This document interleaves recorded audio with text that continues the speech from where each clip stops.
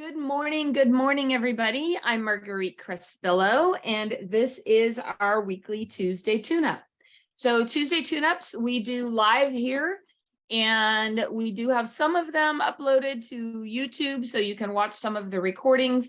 We are in the process of taking all of those recordings and kind of remastering them and putting them into program specific, but we'll be updating you guys on the future in that. But I would definitely stay tuned on my YouTube channel. So head on over there and subscribe.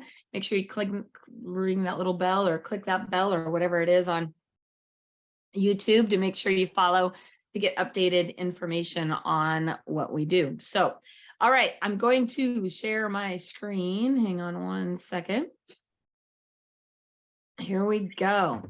So I get a lot of questions this time of year, well, actually throughout the year, on, how to get your real estate license, what that looks like, what you need to do.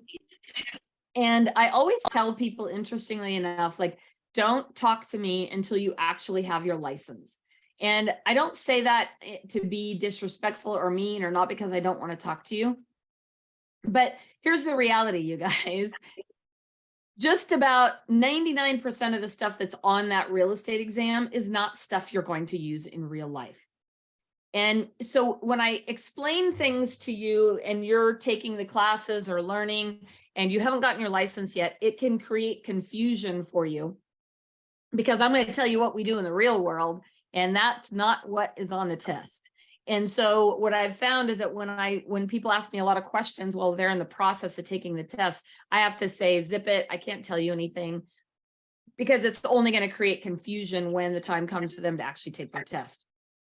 But here's the interesting thing too. I have now been in real estate. It'll be 30 years in December, if you can believe it, 30 years. And I can tell you that in the over 4,000 transactions that I have been a part of over these years, there is maybe 2 questions that have come up on the real estate exam that I have to deal with in the real world of real estate. I talk a lot about that on my podcast too, Real Estate Real World. So if you're not listening to that, I got a ton of great guests and content over there. So head on over to your podcast app and download Real Estate Real World. But the one question that ever comes up from the test is literally how many feet in an acre. 43,560, right? That one comes up a lot because you have to decide between acreage, square footage. It's hilarious. But the truth is, 99% of the stuff that is on the real estate exam is not what we actually utilize and use in the real estate world. So today we're going to come up with about 21 things that I thought were important, of things that people don't really they don't have any idea about, and they definitely don't teach you this in real estate school. So let's dive in. All right. So number 1, in my opinion, is what is your why? Like, why did you choose real estate? What is your reason? Like, what I typically hear many times, and you guys are welcome to type this in the chat if you like, but many times it's like, oh, I want to go see houses, which sounds great in theory until you have shown thousands and thousands of homes. And then you're like, I don't care if I ever see another house again, right? But what is the actual reason you got into real estate? I'd love to hear it in the comments.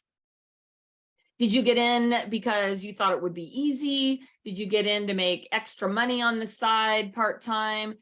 Did you get it because you had always dreamed of being a real estate agent? Did you get it because you like selling sunset and you want to be a celebrity real estate agent? I mean, what are some of the reasons that you actually got into real estate? And financial freedom. I love that one, Paula.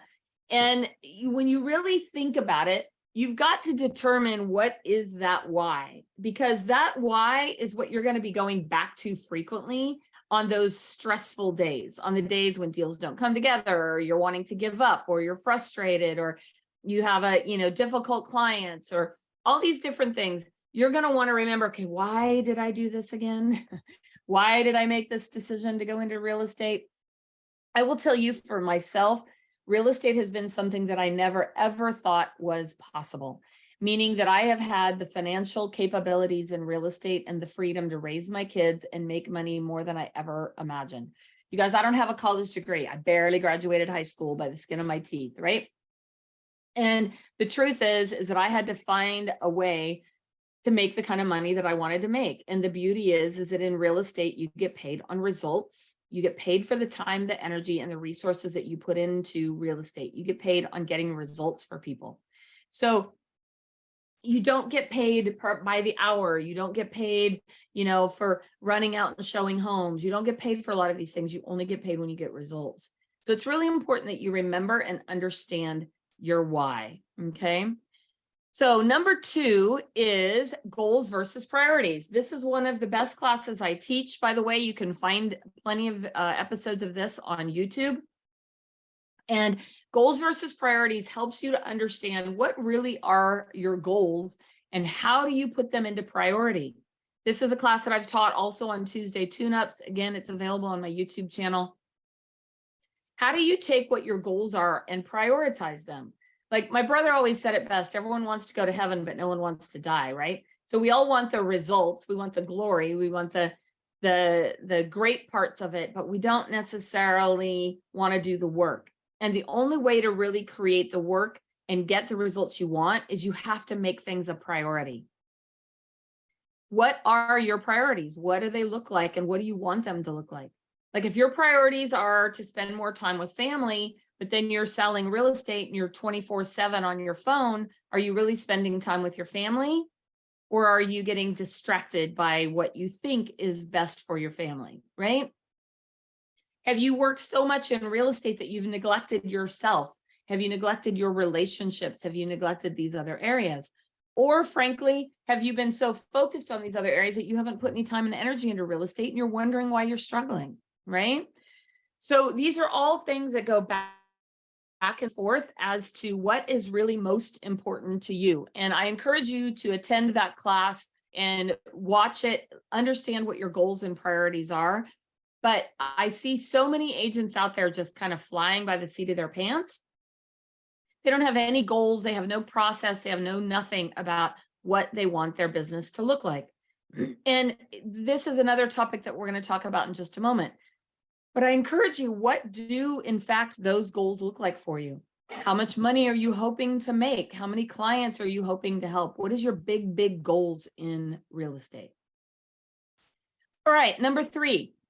How many of you actually have any sort of a business plan? Here's the deal too. What I see is that everyone says, oh, you got to put a business plan together. And then it's this 478 million page document with days and days and days of questions you have to answer. And at the end of the day, even if you were aggressive enough to actually finish a business plan like that, you finish it, close it, and you never look at it again. This business plan that I created is a very simple 1-page business plan. There's a whole section on marketing, there's a whole section on operations, and there's a whole section on finance. If you sat down, again, these trainings, many of them are available on my YouTube. If you sat down and put together this 1-page business plan, it could be a game changer in your business. What do you want your business to look like? And then looking at it on a regular basis. I have these done and I have them blown up and they're in my home office. So you can see what is it I really want my business to look like. And I look at it on a daily basis, a regular basis. Okay, so the next one is, do you have a schedule, right? Do you have some sort of a schedule that you can live with? I'm telling you what, my life does not happen if it's not in my calendar. Every little thing is on my calendar. For example, these Tuesday tune-ups are in my calendar every single week. It's blocked out in my calendar. Can you imagine if it wasn't? I wouldn't be here. And we wouldn't end up having a bunch of people here saying, hey, I'm ready to learn. Where's Marguerite, right? In addition, I have time blocked out to write the content for these Tuesday tune-ups. I have time blocked out to get the emails sent out for these Tuesday tune-ups to remind you. The social media postings. I have things in my schedule for date night, time in my schedule with my children and grandchildren. I have time in my schedule for me when I want to work out and exercise. I have time for my team meetings where they're blocked out in my calendar. I'm always where I'm supposed to be on time if it's in my calendar, right? That's what's really important. So do you have a schedule? And if you notice at the bottom of this schedule, it's color coded based on the color coding of my goals versus priorities class. So I encourage you to go to my goals versus priorities class and then work on creating a schedule. But what does your schedule actually look like? And are you putting things in your schedule? You know, I have a good friend, Hank Avink, and he talks about how everything is math, right? And he can tell you exactly what he was doing every day for the last like 9 years by looking at his schedule. His schedule is so tight, right? And so for me, are you putting in time for prospecting? Are you putting in time for open houses if you're doing those? Are you putting in time for training? Are you putting in time to work on your business by building systems, processes, things like that? What does your actual schedule look like? Show me your schedule and I can tell you what your results will be, right? What does that actually look like? Okay, number five. Number five is, do you have a database, a 7-figure database, in fact? We talk about this all the time. Everybody asks what database to use. The best database to use is the one you will actually use. It's your CRM, your customer relationship management tool. It's where you keep all of your clients, your past clients, your sphere of influence, the people that you care about. And it's in fact staying in contact with them. What does that look like? Are you mailing to them? Are you reaching out to them? Are you keeping notes on what's happening in their life, right? How many of you are actually using a database? Because I can tell you that my database is worth well over 7 figures.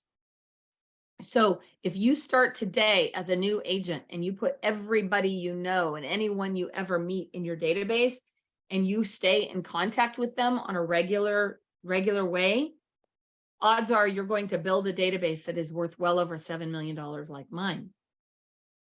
All right, number 6, lead with revenue. You guys, people get so busy. We get busy doing all kinds of busyness and we're not even paying attention to what is leading with revenue, meaning what activities are you doing that is generating money? Because we can all do this for fun, but we can only do it for so long for fun, right? Eventually we have like bills to pay, right? We have things that we need to do. And so are you actually leading with revenue? If we were to sit and look at what you're doing, everything you're doing in a day, how much of that is lead generating activities? How much of that is revenue generating activities, right? What are you actually doing in a day that is generating revenue? And it's important to focus on that because guess what? We can spend a lot of time on social media. We can spend a lot of time in training and education classes. And while all those are valuable, how much of it is actually consuming us so that we're not doing the things that we need to be doing, which is calling, reaching out, finding ways to generate revenue to come into your business. Okay. All right. Number 7, prospect. You guys hear this all the time, but how many of you are actually doing it, right? What does that actually look like? So it's really important. How much time are you spending out there actively prospecting? Do you have it in your calendar blocked out? Are you spending time every single day prospecting? How much of your time is spent doing that? Again, if I were to look at your calendar right now, I could tell you what your results will be based on looking at your calendar. Prospecting can be a number of things. It could be at a charity event, a networking event, where you're connecting with people and you're collecting business cards and you're getting contact information for people that you can add to your database and follow up with. Open houses would be considered prospecting time. How many of you are sitting down calling expireds, for sale by owners, right? Finding ways, calling people in your database. How much time is spent prospecting? Do you have 1 hour a week scheduled? Do you have 3 hours a day scheduled? How bad do you want it? What do you want your business to look like? So how much time is spent actually reaching out there and prospecting? All right, so my next one is accountability, number 8. You know, here's the funny thing about accountability is that you will let yourselves down all day long, but you won't let somebody else down. What does that mean? Do you have an accountability partner? Do you have a coach or a mentor? Do you have somebody who's holding you accountable? I know for myself, if I have an accountability partner to work out, I will never let them down. I will show up whether I'm dying or not. But if I don't have an accountability partner, I'm like, oh, I think I'll sleep in today, right? Or, oh, I'll work out tomorrow, or whatever the excuses are that I may come up with. But do you currently have an accountability partner? And what does that look like? If you don't, reach out to somebody. Say, hey, will you hold me accountable for this? And I'll hold you accountable for that, right? Like I have on my iPhone, the exercise app, right? And both my kids and all my people and stuff are on there so they can see when I'm working out, when I'm not working out. It's pretty funny. So that's my accountability piece, right? But what does accountability look like for you? As a real estate agent who's been around a long time, I have coaches, and I've had coaches the majority of my career that hold me accountable. And I like the tough ones. I want the tough ones who are going to call me right out, who are not going to put up with my BS and my excuses, right? So do you have an accountability partner? And if you don't, like here's the funny thing. So my grandson, Jordan, I love him to pieces. My son always forgets to tell me when his swim meets are and his school events are, right? He always forgets to tell me. So guess what? I went to my grandson. I'm like, listen, Jordan, you got to make sure your dad tells me, right? So now every time there's an event coming up, my son texts me, says, Jordan told me I need to let you know about his swim meet, right? So an accountability partner can be a 10-year-old grandson, but the reality is that are you currently being held accountable to do the things that you want to do to accomplish the goals that you want to accomplish? All right, number 9, they don't teach you anything about this at all in real estate school, is social media and how to use it. I'm not going to spend a ton of time on this because there's lots of resources about this, but social media is important these days. But here's the second part that is really important. You guys, I am super careful on social media. I don't get involved in politics, religion, COVID, nothing like that that's controversial. Now, if that's you and your personality, that's great. But for me, I want my business, I want to be able to help all clients, regardless of what their political, religious views, whatever those are. My goal and objective is to help people with their real estate needs. I'm not here to have arguments about different things like that. So social media is important. Do you need to be on all the social media? No. We see younger generations seem to be more on Instagram and TikTok. Some of us older folks still love Facebook. I still love Facebook. Then there's people on Twitter. Pick one that works for you and be consistent on it. Find content that you can share. Find ways to build and develop relationships inside of social media. But be very careful what you post and how you post it. That's up to you. You can only make that decision. Some have built their whole business on being political online. That's completely up to them. There's no right or wrong in this. There's whatever works for you. But what they don't teach you in real estate school is anything to do with social media. So it's one of those kind of rogue things you have to go find out and figure out on your own. But social media can have a ton of value and is a great way to build your business in whatever you want that business to look like. So I would encourage you to spend some time learning and following some of the top people in social media. I also have an Instagram, Facebook, TikTok page. I have Pinterest. I don't do much real estate on there. I don't really understand Twitter a lot, so I don't do a lot on Twitter, and I definitely have YouTube. So I encourage you to build your profiles on those. Make sure your profiles are current and up to date, have new and newer pictures. Find out what the latest trends are. Like right now, Reels are the big trends, right? So they want to see everything on Reels. So figure out and follow what is going to work for you and what stuff you love when it comes to social media. Okay, another thing is number 10, run your business like a business. So I heard a funny thing from my good friend Heather, and Heather said, feelings are for at home. Business is not about feelings, right? And are you running your business like a business? Are you looking at a profit and loss? Are you paying attention to the money coming in? Are you paying attention to the money going out? Are you truly running your business like a business? Are you showing up like a professional and showing up like a business? I hear a lot of people talk about how their family and friends don't use them, or they get offended because someone didn't. Well, keep in mind, your family and friends are watching you online and on social media and how you behave, just like anybody else. And if you're at home with all your family at a family reunion and you're complaining about clients, what do you think they think you're going to do about them? They think you're going to complain and out them and share their private information. So you have to always be professional. How are you showing up and how does your business look? Is your business genuinely being ran like a business, or is a part-time on the side hobby kind of thing you're doing when you feel like it? That's the stuff you want to really pay attention to. Okay. So are you running your business like a business? Number 10. Number 11, always be learning. Always, always, always. You know, it's interesting to me when I go to local association events and meetings and workshops, how many of us old timers are there, right? Like you would think we'd have it all figured out by now, but we don't. We're always learning, and things are always changing in this real estate industry. In fact, what we were doing just 3 months ago is not working now. Things are constantly changing on a regular basis every single day. So are you always learning? Like, what books are you even reading right now, right? I was looking on my shelf, but it's actually in by my bed. I have so many great books that I'm reading right now.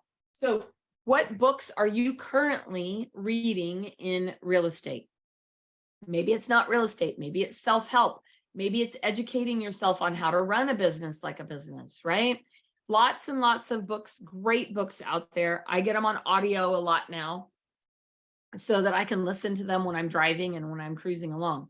But I would love to hear what books you guys are reading right now. Be sure to pop them in the chat and we'll make a list when we're done. Okay, this one is one of my favorites. Number 12, know your numbers. Here's the truth, you guys. What I know is that numbers do not lie. You tell me how many people you called and I can tell you what your results are going to be. How many people did you call? How many people did you talk to? How many people have you met with? How many people are in your database? What is your average commission? What are your how many transactions are you doing? Like, I failed at math miserably in high school. I flunked algebra 3 times. But the truth is, I know the numbers of my business. I know what they look like on a regular basis. And do you? If you want to make X amount of dollars per year, how much is that per month? How much is that per week? How much is that per day? How much is that per hour? Are you literally doing $15 an hour work when you want to be worth $200 an hour, right? So it's really important that you understand what your actual numbers are. Oops, sorry, you guys. So what do those numbers look like for you?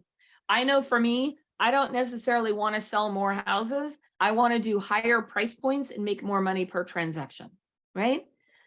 Because I can tell you that in 2012, when I had one of my best years ever for transactions, I made number 7 in California and number 66 in the United States for Wall Street Trends. I sold 226 homes, which sounds great, right? Except that my average sales price at that time during REO was $126,000. My average commission was $2,000. I said, this doesn't work for me. I need to change the way my business works so that I can make more money in less time. So do you know what those numbers look like? And if you don't, I really encourage you. We've done some classes on that in Tuesday Tune-Up, should be available on YouTube. We also have some different forms and stuff that we share inside our masterclass. Okay, number 13, who you surround yourself matters. You guys, I can't stress this enough. Who you surround yourself with matters. If you're sitting around people who are whining and complaining all the time, guess what you're going to be doing? Whining and complaining. If you're hanging out with people who only allow a 2-minute pity party, then guess what? You're only going to have a 2-minute pity party.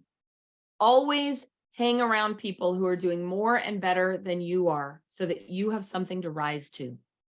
You know, my friend Rick Ruby calls it the bigger pile theory. If you have a bigger pile theory, then I'm going to listen to you. If I have a bigger pile theory, then you need to listen to me. What do I mean by that? That bigger pile could be money, education, knowledge, experience, right? So like, I have a guy on my team and it's been a lot of fun because he wants to beat me. He wants to beat me in production. And I'm seriously looking forward to the day when he does. There will be a day when he does, right? I'm confident that he will outproduce me at some point. And I love that he's got that goal for himself, right? But he's also always listening and always paying attention to what I'm saying and what I'm doing, knowing full well that my pile is bigger than him right now when it comes to experience. This is not an area that's coming from ego or, anything like that or bragging. It's, look, if you have $50 million in the bank and I've got, $50 in the bank, I want to go listen to how did you get there? What experience do you have? What did you use to accomplish that goal? If I want to run a marathon, which I do not, if I wanted to run a marathon, I would go learn from somebody who's done marathons. Would you not? Right? You would go learn from them and figure out, what is that going to look like to run a marathon? What kind of experience am I going to need? What kind of activities am I going to have to do? So I love, love, love the bigger pile theory. If you start looking for people and hanging out with people that are doing more than you, it's going to help drive you and energize you to get there, right? So who you surround yourself matters. It says the better you are at surrounding yourself with people of high potential, the greater chance you're for success. John Maxwell, right? Okay, number 14, master the presentations. Master your buyer presentation, your seller presentation. What do those look like? Are you practicing those? Practicing them in front of the mirror, practicing them in front of your dog, your spouse, whatever. Are you practicing those presentations so that when you actually get in front of a client, you feel good, right? Many are like, oh, I do better when I'm in front of the client. Do you really? Or do you stumble, right? Do you get confused and get things caught up? Are you practicing? And how much time are you actually practicing and making sure that you really understand those presentations? You guys, I've done them so many times, I could do them in my sleep. But many, many, many times I practiced them long before I met with clients. So are you practicing your buyer and seller presentations? And don't get caught up in what they look like. I, for years, used a simple checklist, a client discussion checklist, which again, I've done those trainings. They're all available on YouTube. I've done client discussion checklists. That's all I had in the beginning. I didn't have this big, fancy, high graphic, expensive design presentations. I simply went off of a checklist. So don't get caught up in, having to have things perfect and fancy. What's important is that you practice, practice, practice. All right, number 15, scripts, dialogues, and objections. You guys, there are thousands of scripts available online. I mean, you guys have such a resource of information available to you now with YouTube and lots of stuff inside your company training sites and classes and teams and things like that. When I first started in real estate, we didn't have none of that. So we barely got the internet. So I'm dating myself. But the truth is, are you practicing? People are like, oh, I don't want to sound scripted. Scripts are not designed for you to sound scripted. They're designed for you to have the same language every time when you talk to people. What might that look like? Well, for example, I talk about several things in my client discussion checklist, and I literally say the same thing every single time, right? It might even be simple as, how do you explain a pest report? Well, Mr. and Mrs. Seller, we're going to have a pest report done, and they're going to look for section 1 items and section 2 items. What does that mean? Section 1 items mean if you've gone to somebody's house and you've opened up the kitchen sink and it's all kind of nasty and mushy down there, it's been a leak for a long time and it's damaged, that's a section 1. That means you have a current problem, current infestation or dry rot. Section 2 says if you open up that kitchen sink and there's a leak there and it hasn't done any damage yet, that's a section 2, meaning that future or potential for damage if you don't take care of it, right? Simple script, right? That is a script that I use every single time when I'm talking about a pest report, right? Another simple script would be when somebody walks into your open house. The first thing I'll always say is oh, hey, do you live here in the area? They're going to say one of two things, yes or no. Yes, I do. Oh, great. Do you live on this street? Or they're going to say, no, I don't. Oh, are you looking to move to this area? Or do you have family and friends in this area? Those are simple scripts, you guys. And you can change it up for what works for you and your style and your personality. But how much time are you spending with scripts, dialogues, and objections? Again, you can Google these. I got tons of them. You can come up with all kinds of them. And how much time and energy are you practicing these scripts, dialogues, and objections? If you don't have somebody to practice with, again, practice in the mirror, call one of your friends, call somebody else that's in real estate and say, hey, I want to practice some dialogues and practice some scripts. Role playing is one of the best things that you can do. Okay. So really important stuff. All right. Now we're getting on to number 16. Do you know your local market? Again, they don't teach any of this in real estate school. What do I mean when I say that?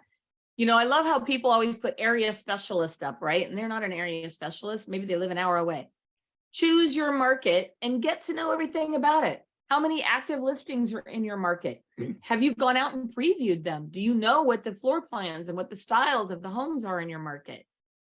Have you chosen a farm area? Do you know how many pending sales there are? How many solds there are? What's the average sales price for that market? How many days does it take to sell a home in that market? Do you really know what's going on with your market? Do markets change on a regular basis? Absolutely. They can literally change in a day. Like March 17th, 2020, all was good. Life was great. Then guess what? March 18th, COVID hit and our whole world changed. Some of us thought the market was going to crash and go in the toilet. Then the market went bananas. Did it not go bananas? Right? So, but if you had asked on March 17th, the market was one way. March 18th, the market was a different day. Are we seeing that now? A month ago, things were really heating up. Things were going crazy. Now we're starting to see people are taking some time off. We got graduations, things like that. So homes are taking a little bit longer to sell. How up to date are you on the current market? Local trendsetters that are talking about the market in the area, right? Like in our market here in the Sacramento area, we have Ryan Lundquist, who posts Sacramento Appraisal blog, posts tons of statistics and data and information about what's going on in the local market. He's an incredibly valuable resource. So I encourage you to follow who is posting stuff like that in your local market. You can also run statistics in your MLS of what is happening in those areas. And I encourage you guys to do that. All right. Number 17, network like a crazy person. How much time and energy are you spending out networking? Are you going to networking events? Doesn't have to necessarily be in real estate. Are you going to charity events? Are you going to business networking events? Are you going to attorneys or financial advisors? Are you going, where are you meeting people? How are you adding new people to your database? And are you even going to any networking events? Tons of them out there, you guys. There's all kinds of meetup groups. There could even, I even started going to these cooking classes. And guess what? I just sold a house and got a referral from a client from my cooking class, right? You're going where the people are. Where are the people and where are they that you will feel connected? Where can you build a tribe? I've seen people join crafting groups and cooking groups and exercise groups and, you know, charity groups and events. And again, attorneys, all kinds of things you can do to get out there and network with people. But how much time is in your calendar every single week for you going out and networking with people? What does that look like? All right, number 18, negotiations 101. How many of you have spent time learning and understanding what negotiating looks like in a real estate deal? You know, my favorite line is always the first one who speaks loses, right? So I'm going to tell you a funny story about my boys. They were like 14 and 15, 13, 14, right around there. And my son, John, hops in the car one day and says, hey, Mom, I want to make some extra money. Do you have some things that I could do around the house? And I'm like, oh, sure. I've got plenty of things that you could do to make some extra money. How much are you willing to charge? And he goes, well, I think like $5 an hour would be great. I'm like, that'd be great. I'm happy with that. He goes, wait a minute. Would you have paid more? And I said, I would have paid more. He goes, well, how much would you have been willing to pay? I go, I probably would have been willing to pay $10 an hour. He goes, well, I'll take that. I go, nope. You spoke first. $5 an hour it is. Next time, know your worth. Right?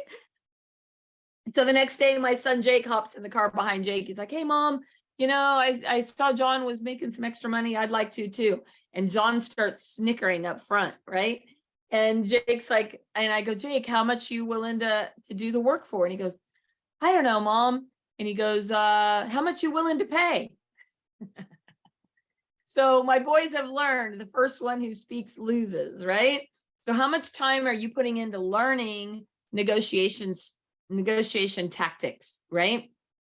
And what does that look like for you in generating business? So how are you helping your clients to negotiate? And are you learning negotiation skills that you can develop and build as you sell more real estate?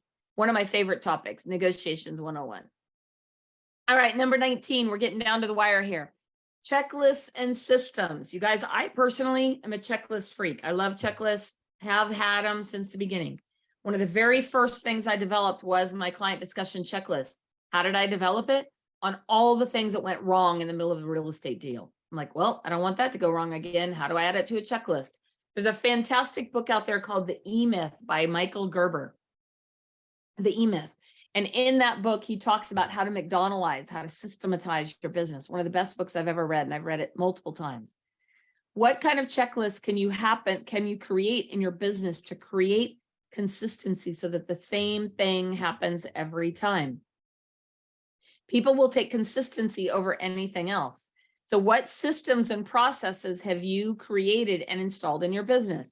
This is a perfect thing to block into your calendar each week to work on your business. Can you take 1 hour and scribble out a checklist of how you want things to go in a real estate transaction, what that process looks like?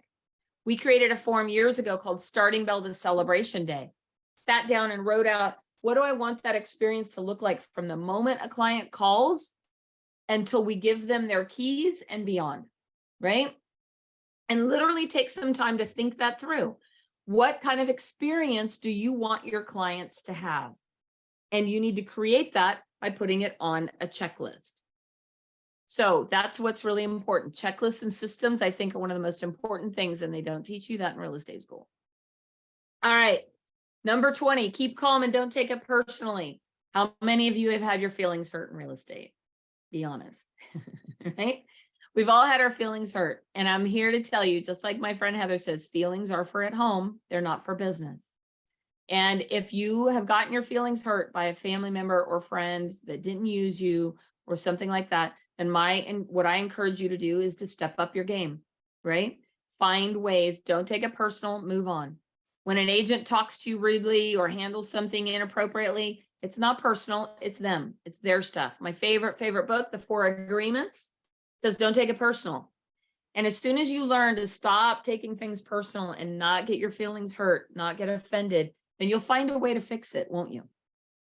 Otherwise, if you take it personal, like I had a situation recently where an agent was upset because they hadn't been chosen for something in particular. And I'm like, well, did you speak up? Did you tell anybody? Did anyone know that you wanted this? Did you, was it an option? Or even on the other end of it, maybe that situation had been planned months before when you weren't even there yet, right? So you start looking at these different things and don't take it personal. Just ask questions. Why didn't this happen? Or how could I do it differently? How could I step up in a different way to make sure that that doesn't happen again? What's most important, you guys, is don't take things personally. You cannot get your feelings hurt in this business. You got to have some thick skin. And, there are some things that can be personally offensive, I guess, but I would like to believe that everyone's heart is in the right place, just their head says stupid stuff, right? So I know that has happened to me. So if I've ever hurt you or offended you or anything like that, know that my heart's in the right place. I just got busy, wasn't paying attention, or I was looking at something else. It definitely wasn't personal. Because what I can tell you about my personality is if it's personal, you'll know right away. Like I'm not a hold grudge kind of person. I'm not somebody who 6 months later I'm going to say, you offended me 6 months ago. I'm going to tell you right now. Plus, I can't hide my face, and my face does not lie. So I don't have a good poker face. So there you go. So I really encourage you guys, don't take things personally. I know, easier said than done. We all do it, but I encourage you not to do that. All right, last one, the most important one, get a mentor or coach. You guys, I have been in this business a long time. I have a coach. I have mentors. I have people that I work with. And I really, really encourage you. It is the best money spent if you choose to hire a good coach or hire a mentor. If you're on a team and you have mentors on your team, fantastic. If you're out there individual and you have the opportunity to hire a coach or train, I will tell you, it will take you to that next level all day long. getting somebody who can help you accomplish your goals, help motivate you, help hold you accountable, huge, huge game changer. So with that said, I do have Sales Fuel open right now for those of you who may be interested. Sales Fuel is a coaching program. It is a group coaching program where we get lots of stuff. You can help you use all of these tools that you've learned today and all put them into a program called realestatesalesfuel.com. There is a tailored curriculum. We have free templates of all the stuff we've talked about, exclusive business strategy session, private Facebook group, and we do bi-weekly live trainings on different topics. So if that's of interest to you, head on over to realestatesalesfuel.com and you can check out all the details. Last but not least, somebody asked about my podcast. It is at realestaterealworld.com. So you can go to realestaterealworld.com. It's also available on like Podbean and all the different iTunes, Spotify, all those. So you can head on over and listen to my podcast. You can either search by my name or search by the title Real Estate Real World, but head on over there and check it out. We got tons. I have over 100 episodes with some of the greatest minds around that we've done the podcast on. So, and of course, you can always connect with me on all my social media. So thanks so much for joining me today. Any questions before we wrap up today? I have a question, Marguerite, but it doesn't really have to do with what you just taught. So I don't know if you want to talk offline or. Well, go ahead real quick. We'll wrap it up. We can always edit it off here if we don't need it. Okay. I have an investor client who lives in the Bay Area, and he is buying stuff in the Folsom, Sacramento area. He tends to want me to go check things out when he doesn't feel like driving up here. And normally that's okay if we make an offer and then we can look at it during inspections. But we have a property that he's interested in that's open today for the last time that they already ran all the inspections. And so he doesn't get that it's in order not to disturb the tenants, we can't just jump in there for fun, to look at it. So I encouraged him to come up today. He wants me to go look at it. How would I protect myself if I go to look at it? He makes an offer, it gets accepted. He doesn't see it till final walkthrough because the inspections have already been done. And then he's upset and doesn't want to go through with it and loses his deposit or whatever. I just don't want to take responsibility for his money. So personally, I don't do any of that, but I also don't work with investors a whole lot. Okay. So if they want to see it, then, they still, even if all the inspections are there, they still have an inspection window. They can still go through it. Okay. So, there's nothing wrong with him coming up and seeing it later. Okay. It doesn't have to be the final walkthrough. He can go see it within the first 3, 4, 5, 7 days. Okay. So, but I would not do that myself. You would not what? Go look at it? I wouldn't go preview. Unless is this an investor you've done a lot of business with? Not yet. We've made a lot of offers that have not been accepted, or and is he also somebody who does a lot of lowball offers? Yeah. I won't waste my time with those. And I literally get texted probably 5 times a week from investors asking me for flips and properties and things like that. And I don't work with them. Right. Mm-mm. Right. You will as a newer agent many times, but I don't, because it's a huge waste of time. How many, and right now is not a market that is embracing investors or flips. And what I can tell you is that the majority of investors are not loyal. They go to whoever finds them a deal. Right. Right. So I don't have time for people like that. That's just my personal, but other people do. They love it and they do well with it, but I don't. So. Right. Right. Okay. Any other questions before we wrap up today? No? All right. I see your beautiful face, Mio. All right, everybody. Have a great day. Thank you. Bye-bye. Bye. Thanks.